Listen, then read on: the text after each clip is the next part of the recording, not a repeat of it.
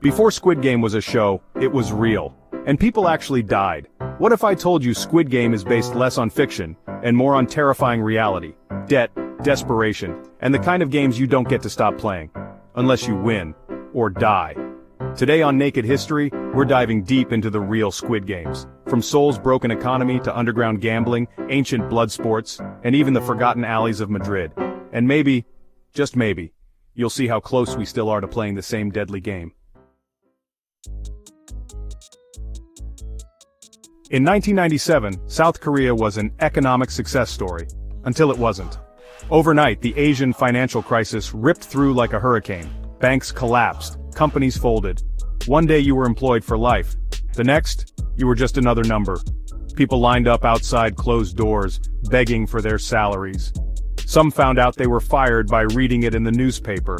For a country that prided itself on stability and growth, the shock was almost too much to handle. Parents who'd built their families on hope watched it all crumble like cheap concrete. Officially, unemployment peaked at nearly 8%. But unofficially, many say the number was closer to 20% when you counted all the silent layoffs, forced retirements, and small business owners who lost everything. Entire neighborhoods fell into despair. Pawn shops thrived. Payday lenders made a killing. Loan sharks were suddenly your only option when the banks shut their doors. Families tore themselves apart over debt. Fathers disappeared to avoid bringing shame. Grandparents sold heirlooms. Children dropped out of school to work, just to keep the lights on. And while the TV news blared on about IMF bailouts and stimulus packages, real people took drastic steps. Suicide rates spiked. In just 1 year, the number of people who ended their own lives rose by nearly half. People who'd never even held a gambling card before found themselves betting their futures on underground games. Winning might mean paying off your debt. Losing could mean never coming home. Sound familiar? That's why Squid Game cuts so deep. It's not some twisted sci-fi fantasy. It's rooted in that dark memory of a time when entire families fell into debt traps they couldn't climb out of, and sometimes didn't survive. They say trauma lives in the bones of a nation. For South Korea, the scars of 1997 are still raw. So when you watch those players in Squid Game all wearing the same green tracksuits, remember, they're not made-up characters. They're millions of real people, past and present, who never stop playing the cruelest game of all, trying to get out of debt before it swallows you whole. But the nightmare didn't just end with unpaid loans and hungry families. For some, the crisis opened the door to something even darker, the underworld. In Seoul's back alleys and neon-lit streets, gambling dens operated like hidden kingdoms. Once you stepped in, there was no turning back. Some people came willingly, clutching their last few bills. Others were dragged in by debt collectors who made them an offer. Play the game, maybe win your life back, or run, and watch what happens to your family. Inside these illegal parlors, the games were rigged. Always. A few lucky hands kept the rumor alive that you could beat the house. Most left empty-handed, and deeper in debt. And when you couldn't pay back what you lost, that's when things got truly chilling. There were rumors, some more than rumors, about people who paid with their bodies. Organ trafficking wasn't just a story from horror movies.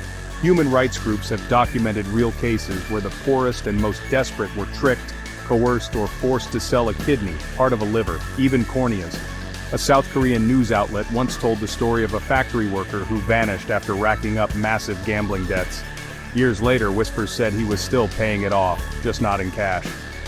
In interviews, Hwang Dong-hyuk, the creator of Squid Game, talked about his own brush with this desperation. He once joked he was so broke he'd thought about selling parts of his own body.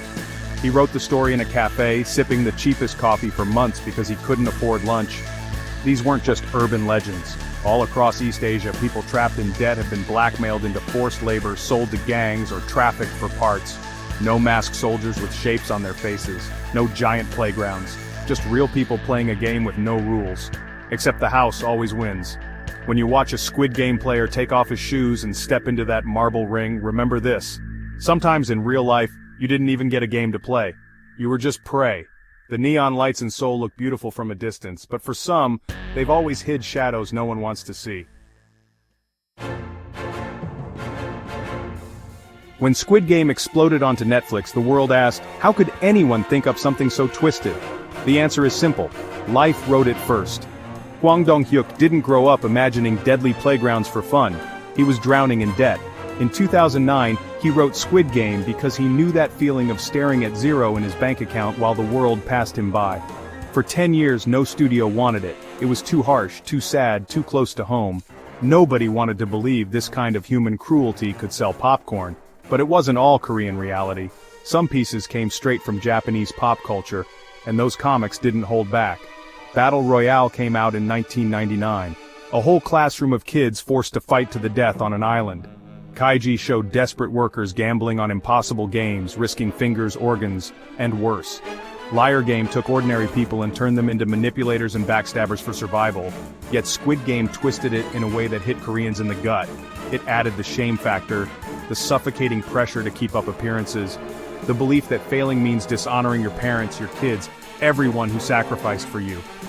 One player in Squid Game says, "It's not a game to me, I have nothing else left." That line isn't fiction. It's the truth for countless people juggling debt, bills, and expectations. Hwang himself said, "The world has changed. All of us are in some kind of competition now." He was right. The game isn't just about children's playgrounds twisted into torture chambers. It's about a society that makes you play, whether you want to or not.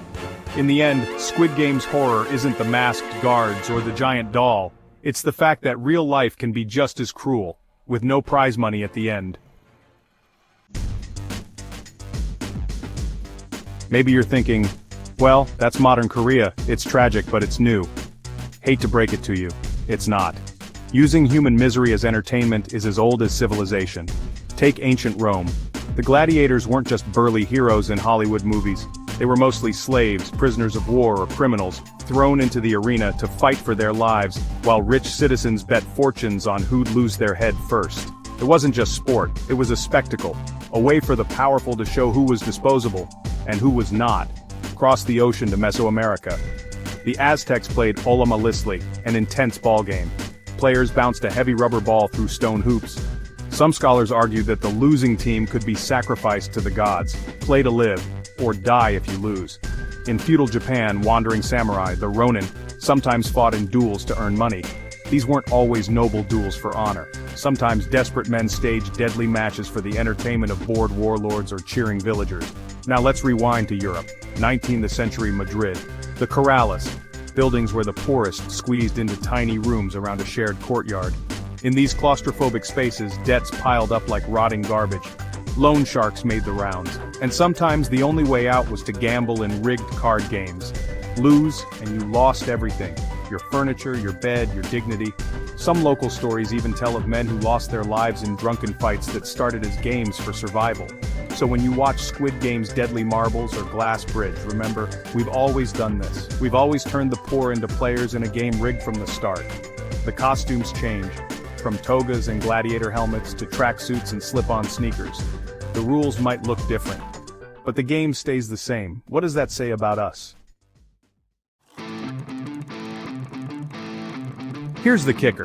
Netflix didn't want Squid Game. They turned it down for over a decade. Too violent, too unbelievable, too much like real life. But the world changed. Inequality widened. Debt rose again, and suddenly the show was exactly what we needed, or maybe what we deserved. Hwang Dong-hyuk once said he wrote Squid Game when he was at rock bottom. But now, he's a millionaire. Living proof that sometimes you win the game, but the rest of us, we're still playing. Every time we treat poverty like entertainment, every time we forget who's really paying the price. So next time you watch Squid Game, remember, this isn't just a Korean nightmare, it's a human one. History shows us the games never really end, but maybe they don't have to keep repeating. If you want more hidden stories that make you see the world differently, hit subscribe, ring that bell, and stay curious.